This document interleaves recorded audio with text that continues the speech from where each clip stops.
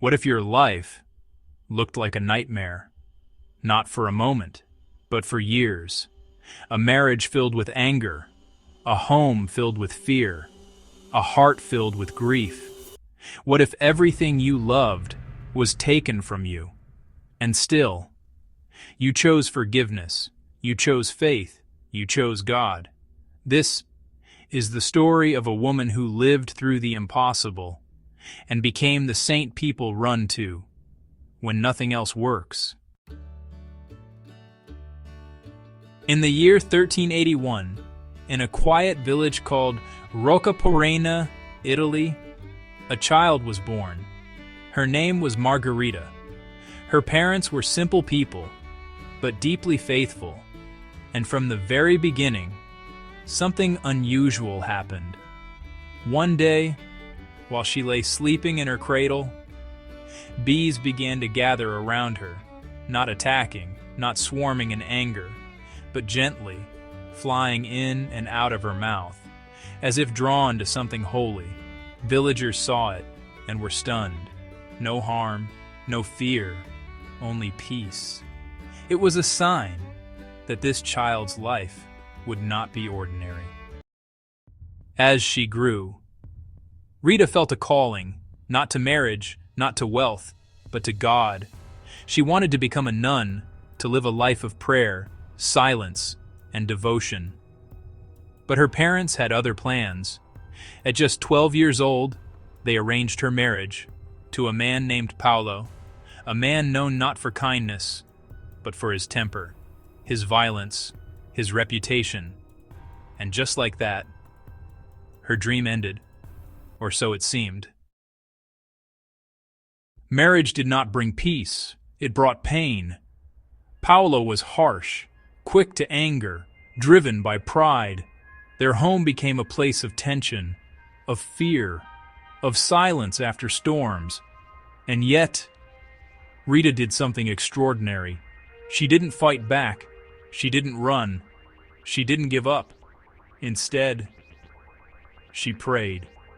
Every day, every night, for her husband, for his soul, for his change. Years passed, not days, not months, years, 18 years, of patience, of quiet strength, of relentless love.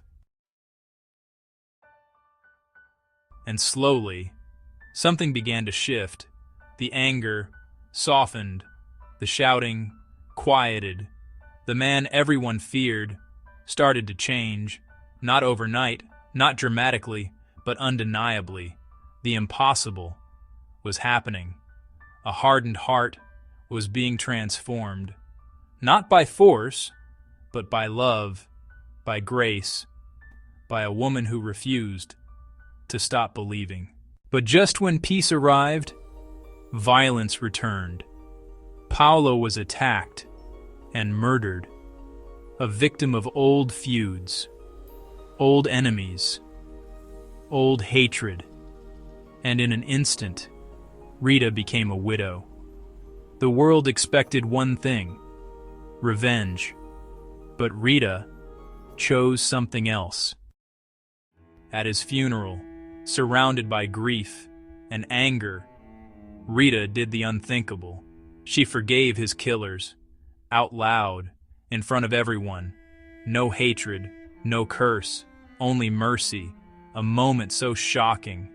It silenced the crowd, because forgiveness is easy to talk about, but almost impossible to live. But the story didn't end there. Her two sons burned with rage. They wanted revenge. They wanted justice. They wanted blood. And Rita knew, if they followed that path, they would destroy themselves. So she prayed. Not for victory, not for protection, but for something that would break her heart. Lord, if they are to fall into sin, take them first. A prayer no parent wants to pray, and yet, not long after, both of her sons became ill and died, a devastating loss, but one that saved their souls. now completely alone. Rita returned to her first love, God. She went to the convent and begged to be let in, but they refused her. She was a widow. Her life, too complicated, too messy, too marked by violence. The doors stayed closed, but Rita didn't give up. She prayed harder, deeper, night after night. And then, one night, the impossible happened. According to tradition, 3 saints appeared: Saint John the Baptist, Saint Augustine, Saint Nicholas of Tolentino. They lifted her, carried her, through locked doors, into the convent, and when the sisters found her inside, they knew God Himself had answered. Inside the convent, Rita lived a life of deep prayer, silence, fasting, sacrifice. Then one day, while meditating on Christ's suffering, she whispered, "Let me share in your pain." And suddenly, a wound appeared on her forehead, as if a thorn from Christ's crown had pierced her flesh. It remained, for the rest of her life, a visible sign of invisible love. Near the end of her life, as she lay dying, Rita made one final request: "Bring me a rose from my garden." But it was winter, cold, snow, dead ground, impossible.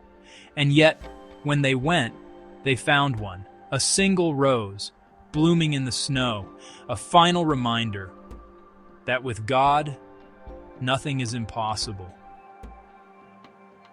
She died in 1457, but her story didn't end.